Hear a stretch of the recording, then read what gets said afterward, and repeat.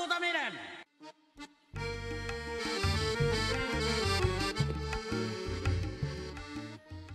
Assalamualaikum warahmatullahi wabarakatuh.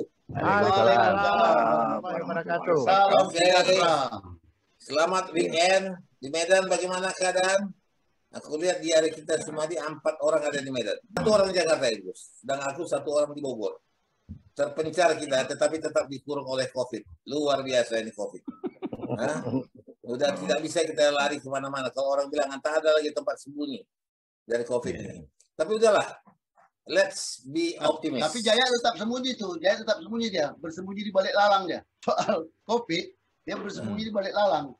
Pikirnya nggak kena juga itu.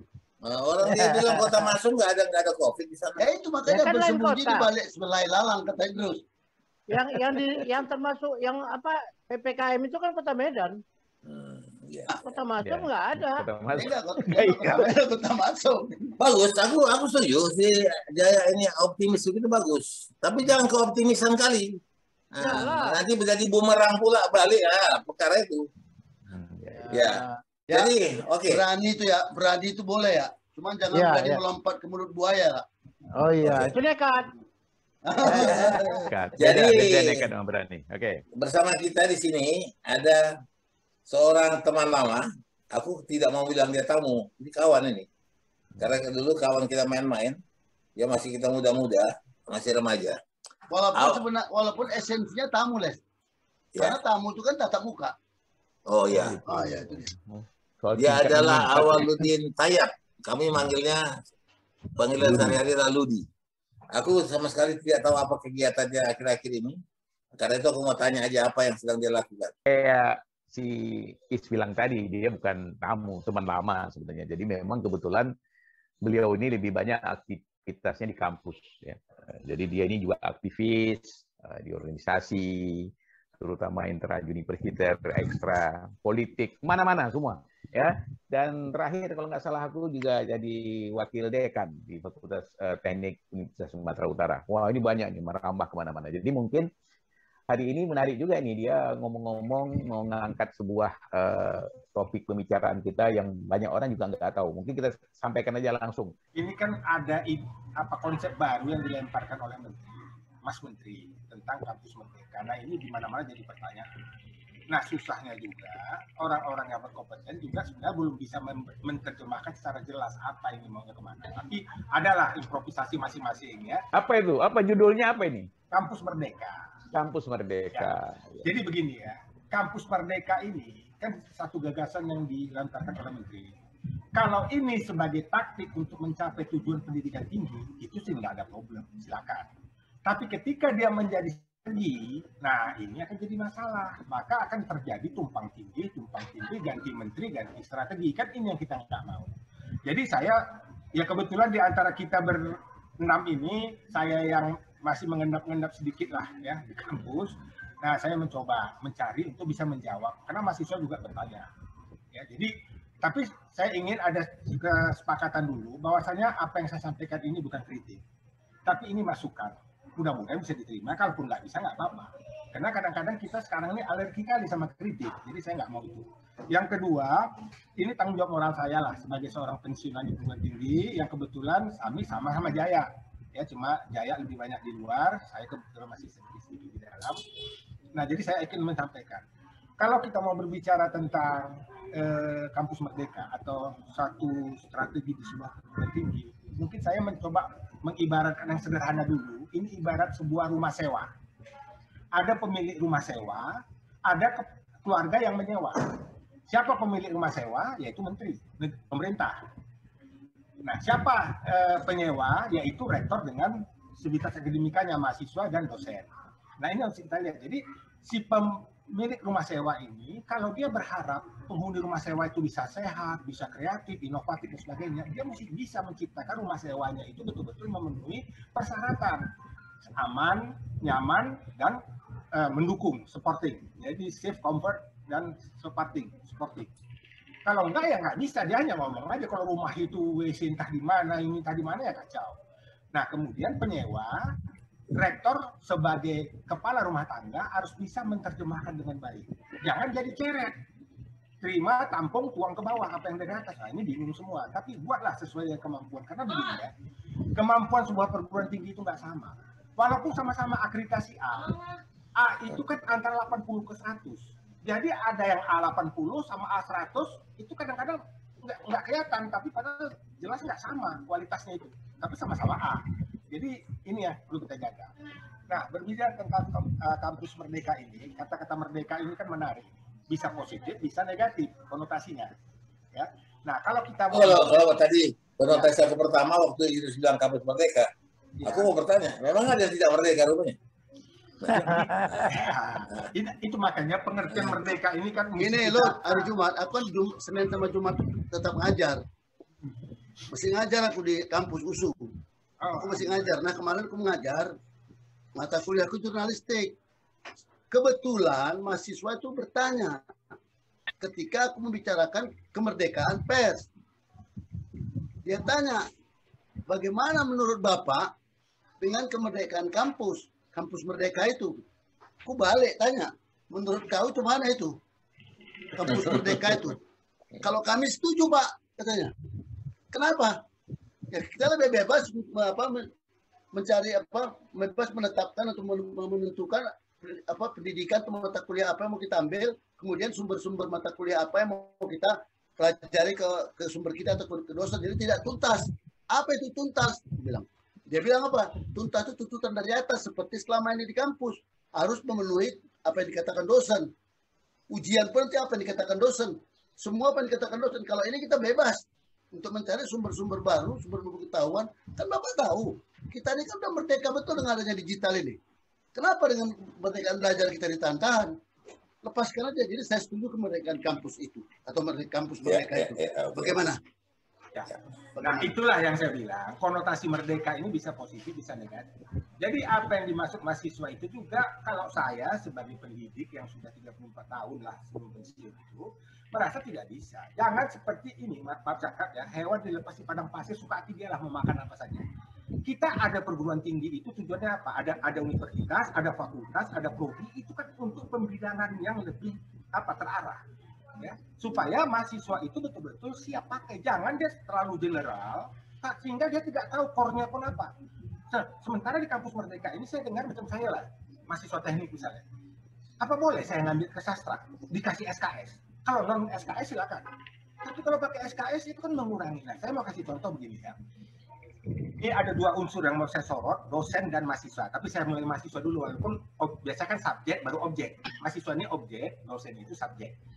Seorang mahasiswa, ya, dia dikasih, coba dibandingkan ya, mungkin kawan-kawan yang tidak terlibat di perguruan tinggi mungkin ada, dia bisa lah menangkap, pasti bisa lah. Ya. Dulu waktu saya sama Jaya kuliah, kami itu diwajibkan mengambil 160 SKS. Maka gelar kami tamat insinyur. Lalu pemerintah melihat seolah-olah tamatan kampus ini tidak akan siap pakai. Jadi bagaimana dipercepat amat supaya dia bisa mengadaptasi di lapangan, mencari kemapanan dia di lapangan. Maka diperubahlah menjadi 144 SKS. Faktanya apa? Hari ini kita lihat mahasiswa alumni sekarang ini kualitasnya ya rata-rata di bawah dari yang bergelar insinyur, yang ST. Ya, itu berbeda.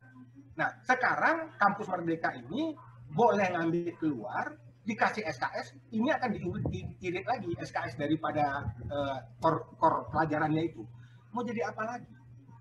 Nah, ini yang jadi masalah. Tapi kalau saya pernah dengar di Jerman, itu ada mahasiswa boleh mendengar kemana saja, tapi itu hanya sebagai pendengar, tidak dikasih SKS. Jadi kalau dia rasa dia butuh mengambil pengetahuan hukum, ya ambil untuk pengetahuan dia, tapi tidak dikasih SKS, sehingga core pendidikan yang diambilnya itu tetap, ya, tidak malah makin berkurang. Seorang dokter itu kan bukan segala-galanya. Tapi dia ahli dalam satu bidang yang khusus. Karena dipertajam, maka sistem pendidikan kita ini kerucut ke atas. Ya, kerucut ke atas dia itu. Ya, dipertajam. Nanti mahasiswa itu juga harus seperti itu. Apalagi sekarang ini kan internet itu kan sudah konsumsi mudah lah. E-book itu udah semua bisa. Ya. Jadi mahasiswa itu tidak bisa hanya dikasih pendidikan akademik.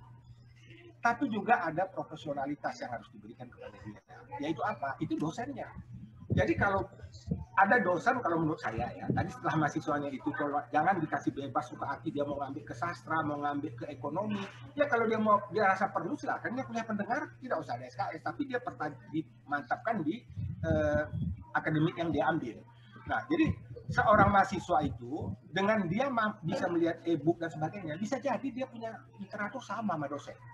Bahkan mungkin dia lebih kalau dosennya nggak mengupgrade ya, karena kita harus jujur aja lah. Ya. Jadi kalau hanya diberikan teori yang dibaca si dosen dari literatur, mahasiswa mungkin nggak baca. Maka diperlukan selain itu dosen akademik, oke, saya setuju, dia harus doktor, nanti profesor, ya. Tapi ada juga dosen jalur profesional. Nah ini kalau dosen perguruan tinggi, dia cukup master. Jangan lagi dipaksa dia mengambil doktor, sehingga dia bisa konsentrasi ke kepakarannya itu terus. Dia perdalam terus bidang kepakarannya itu, sehingga dia bisa memberikan penjelasan-penjelasan yang aplikatif. Ya gini, aku ini kan udah detail banget ya ngomongin teknis ini. Nah, sekarang kan yang paling penting dulu orang mau tahu ini kampus Merdeka ini kira-kira definisi yang ringkasnya apa? Kalau tadi ya kalau aku tangkap misalnya sekarang ada mahasiswa kepengen belajar tentang ilmu lain supaya dia bisa dapat sesuatu, ini juga sudah dijalankan dan aku termasuk salah satu dosen yang ngajar tentang soft skill. Ya, aku sempat ngajar di USU juga, di Fakultas Pertanian, di Unstiah, di beberapa fakultas. Jadi kalau dan mereka yang buat menarik sekarang adalah di hampir semua fakultas itu mengajarkan tentang entrepreneurship gitu loh. Jadi dipanggil praktisi datang ke kampus untuk mengajar. Nah sekarang itu udah dijalankan dan aku itulah profesiku selama sebelumnya aku kan memang jadi dosen tetap. Jadi setelah itu aku sempat jadi mengajar yang soft skill tadi. Pertanyaanku hari ini adalah coba kita kerucutkan kampus Merdeka ini kemana mau dibawa? Kira-kira kayak gitu. Kalau yang Idrus katakan itu kan pakar itu atau yang ahli itu diundang masuk ke dalam. Jadi itu masih dalam tataran yang dikontrol oleh institusi pendidikannya. Sedangkan kampus Merdeka ini mahasiswa tuh bebas keluar.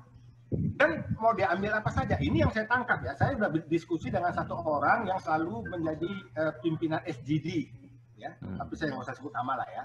FGD ini di USU, dia bilang ya memang bebas. Nah jadi, kalau seperti ini jadinya, ini kan jadi nggak terkendali lagi. Kalau yang itu bilang itu kan orang yang pakar yang dirasa memang ini perlu diundang ya untuk masuk kasih kuliah-kuliah kuliah-kuliah umum itu nggak ada masalah. Nah macam Jaya lah, dia di ITM dulu kan dia ada kuliah. Nah, dia boleh aja kuliah ke tempat lain asalkan sama, sejalan. Kalau di perguruan tinggi lain itu dosennya lebih mantap, mungkin peralatannya lebih lengkap. Macam saya kena full research di Malaysia, di UPM, saya boleh meneliti ke UPM, boleh ke UM, boleh mengambil literatur apa, tapi bahkan boleh diskusi sama dosennya kalau memang kepakaran itu di situ ada yang hebat. Tapi ya sesuai dengan apa yang saya ambil, sesuai dengan apa yang. Tapi beda kau dengan Jaya. Kalau kau kan dosen luar biasa, kalau dia dosen biasa di luar. Ya, tapi insya Allah nanti jadi dosen luar biasa balik nih. Allah lah ini. Ya, insya Allah. Kita ini kan sekarang begitu kan. Pergantian sesuatu, bergantilah kebijakan. Insya Allah. Saya sudah ngomong lah. Kalau aku meyakini bahwa ini bagus. Karena mau tidak mau kita dengan era komunikasi yang sekarang begitu bebas dan digitalisasi, itu yang hal-hal merdeka itu hal-hal bebas itu nggak bisa dilepaskan.